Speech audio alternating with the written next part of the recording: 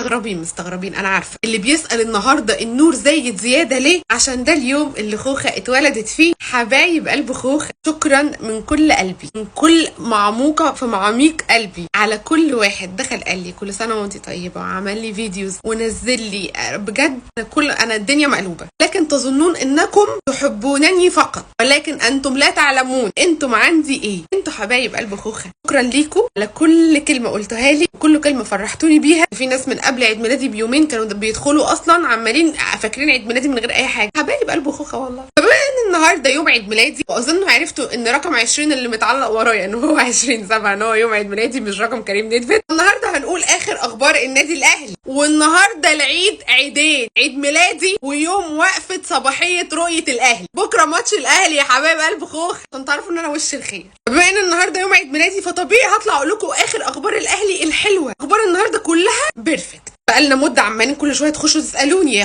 خوخه ماتش الاهلي امتى؟ الاهلي هيلعب امتى؟ والميعاد امتى؟ وهيتذاع ولا مش هيتذاع؟ فاينلي ابتسم، فانت سوف تشاهد النادي الاهلي غدا ان شاء الله الساعه 8 مساء بتوقيت القاهره عبر قناه الاهلي. سوف يذاع مباراه النادي الاهلي والملعب التونسي، المباراه الوديه. دي طبعا اول مباريات النادي الاهلي ليه في تونس. زي ما احنا عارفين ان النادي الاهلي سافر تونس، هو حاليا في معسكر مغلق. طيب النادي الاهلي هيلعب مباراه بكره فقط؟ لا، في مباراه تانية يوم 25 يوليو، مباراه النادي الاهلي والبنزرتي، هيتذاع برضو الساعه 8 بتوقيت ام الدنيا على قناه الاهلي. في اغنيه لتامر حسني اسمها هرمون السعاده، فده هرمون السعاده. واخيرا نشوف حبيبنا بكره يا جماعه، عشان تعرفوا ان انا وش الخير. في يوم عيد ميلادي باجيلكوا بالخير كله ازاي، والله العظيم انا ماليش بديل.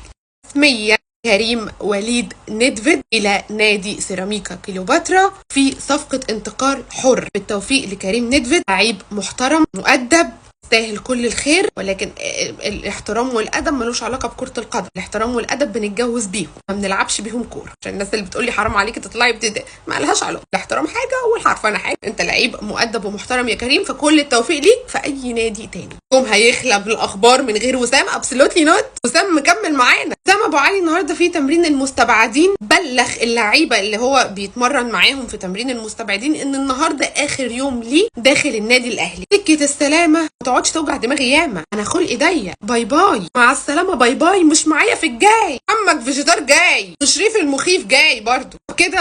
ان شاء الله رحله وسام تكون انتهت، عشان اتخنقت اصلا، مش عاوزه اجيب سيرته تاني. اما عن اليو ديانج الدبابه الماليه، طبعا كلنا عارفين ان جه عرض لاليو ديانج من نادي الحزم السعودي، والنادي الاهلي رفضه تماما. طب اليو ديانج بكده جدد عقده مع النادي الاهلي؟ لا، لسه ما جددش عقده مع النادي الاهلي. ولكن النادي الاهلي وديانج الاثنين مرتبطين ببعض، والاثنين عاوزين. النادي الاهلي عاوز اليو ديانج، واليو ديانج عاوز يكمل في النادي الاهلي. فالاثنين عندهم نفس النيه، والنيه ما تمسلكها سيبها بقى على الله خلاص. فكده رسميا اليو ديانج مستمر مع النادي الاهلي، والنادي الاهلي نزل بيان باستمرار اليو ديانج ولا نيه في التفريط في اليو ديانج. شايفه ان التمرين النهارده فيه بسم الله ما شاء الله. سيبنا الكوره نتمرن ايه؟ سله، باسكت، في ايه وايه الكوره الكبيره دي؟ انت شايل طاجن ستك يا زيزو ولا ايه؟ بن شرقي ايه؟ بص ضحكه من هنا لهنا، الله اكبر، ربنا يسعد اوقاتك. لكن انا معجبه جدا بالاجواء. طبعا زي ما انتم شايفين الندم في عيون زيزو قد ايه، بن شرقي برضو ايضا يصاحبه الندم. طبعا انتوا عارفين ان هم يعني ندمانين ان هم جم النادي الاهلي، ومن كتر ما هم شايلين طاقه ستهم زي ما انتم شايفين كده. كل الثقه والدعم والتوفيق للنادي الاهلي. مش هننهي الفيديو بنهايه، لان البدايه بكره. هنشوف الاهلي يا جدعان. دي هننام ازاي طيب؟ النهارده الوقف، بكره العيد، وهنشوف الاهلي. ده احلى خبر سعيد.